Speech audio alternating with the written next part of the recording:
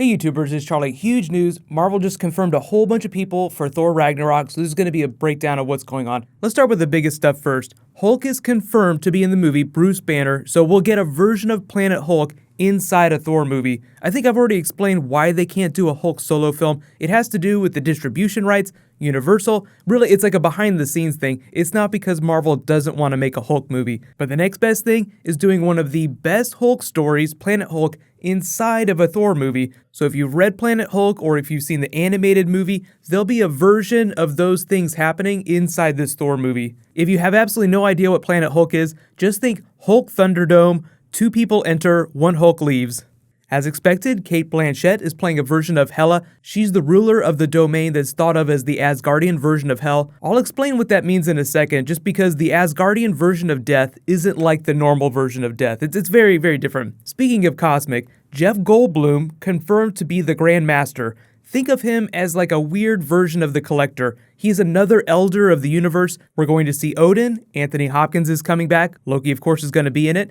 Tessa Thompson is confirmed to be playing Valkyrie, who isn't necessarily going to be the love interest for Thor, but they did confirm that Natalie Portman is out. She is no longer going to be in Marvel movies. It's kind of like a Gwyneth Paltrow, Pepper Potts thing. I don't know if they left the franchises for the same reason, but the reason that people are saying Natalie Portman is out is because she doesn't really want to be in the movies anymore, and they don't really need her character. Kevin Feige issued a quote. The reason he explained that she's not in the movie is because it's largely taking place in space. She's more of an Earth-based character.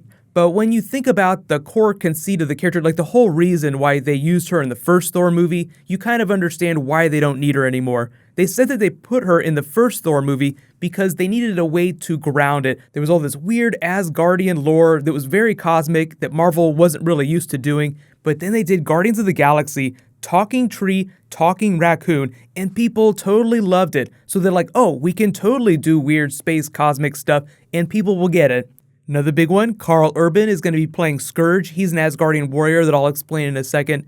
But a lot of people were wondering about Lady Sif. Like, is Sif going to be in the movie? Because Jamie Alexander is now the star of a TV series that does like 23 episodes a season. So it's like, is she going to have time to be in this Thor movie? This is what she tweeted in response. So there will be some Sif in there. Sif is still part of the movies. She's not gone forever. Don't worry. What about Thanos? The director was joking with James Gunn. Do I have to put the purple guy in the floaty chair in my movie? James Gunn's like, oh yeah, it's a federal law. He has to be in all movies now. So they were joking around.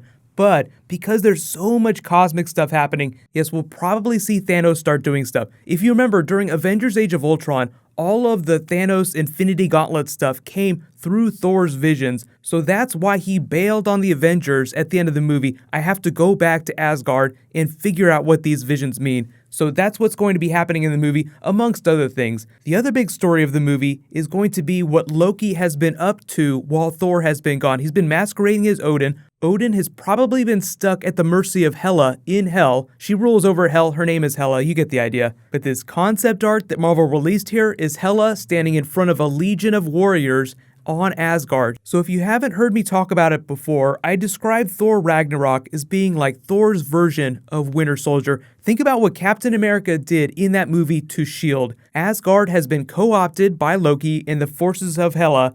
Thor has to clean house. So just like Captain America cleans house, takes the shit out of Hydra, destroys a bunch of buildings, that's probably what's going to be happening to Asgard in Ragnarok. The whole concept of Ragnarok is about death and rebirth, so there's going to be a rebirth of Asgardian society. We might even see Thor become king of Asgard eventually, but they might decide not to do that. The really cool thing, you may have noticed this about previous Marvel movies, is that they build in a lot of plans in case actors bail, they don't re-sign contracts. So like if Chris Evans didn't want to be Captain America anymore, they could kill the character during Avengers Infinity War, someone else could take the mantle of Captain America. Now that's not happening. Chris Evans has already said he's totally down to do more Marvel movies, but Kevin Feige's been really open about how they have a bunch of different plans in case things don't work out. Like if Spider-Man hadn't have worked out for Captain America Civil War, they had a plan to adjust the story of the movie so that it still would have been a really awesome story. There just wouldn't have been any Spider-Man in it. But let me know in the comments real quick, do you think that the Marvel movies will make Thor king of Asgard like they have in the comics?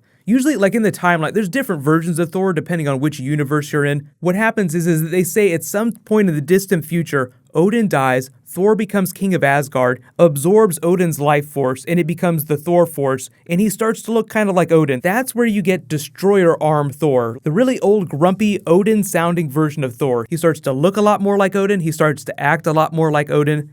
But Grand Master, what the hell's going on? The way they're describing him in this Marvel movie is someone who delights in manipulating people on a cosmic level, using them as chess pieces, so the name Grand Master makes a little more sense. He's like a chess Grand Master, only on a cosmic level. He debuted for the first time in Avengers number 69 way back in the late 60s. He was the person who originally possessed the Mind Gem until it was taken by Thanos during the Infinity Gauntlet storyline. So what happens is eventually the Grand Master challenges the cosmic entity Death to a grand game of wits. So what might happen in this movie, because I don't know if they're going to do Death, and really Hela is the personification of Asgardian Death, so she might take that role in the Marvel Cinematic Universe, be like the stand-in for the cosmic entity Death. So he's playing this grand chess game with all these characters, while Thanos is trying to assemble the Infinity Gauntlet.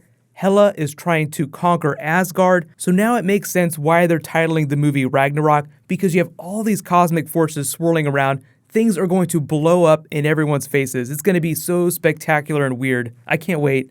Karl Urban, Scourge. Who the hell is Scourge's character? He's someone in the comics tied to Loki and the Enchantress. He falls in love with the Enchantress, but gets used as a pawn by Loki in these big grand schemes. So he sounds like he's going to be something of an antagonist in the movie, so think of him as a bigger version of Curse from Thor the Dark World, like a medium bad character that's not quite as powerful as the big bad who's being played by Cate Blanchett.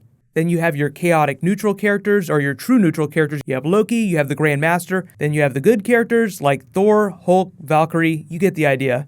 I think we can all agree that they have like this A-list amazing cast. It's probably going to be a great movie, but how do you think they're going to invoke the Infinity Gauntlet runner that's going across the Marvel Cinematic Universe?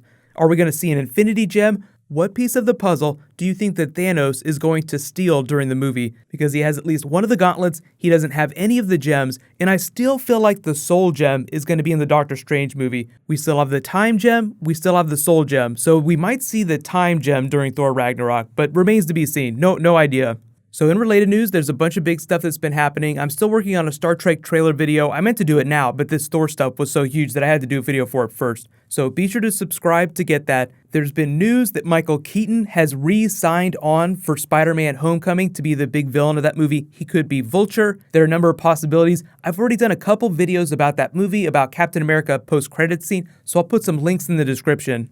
While you guys wait for me to post my next video, you can click here to learn more about that Spider-Man movie, and you can click here to learn all about Justice Society on the DC TV shows. They're totally doing Justice Society. Thank you so much for watching, everybody. Let's high five. I'll see you guys tonight.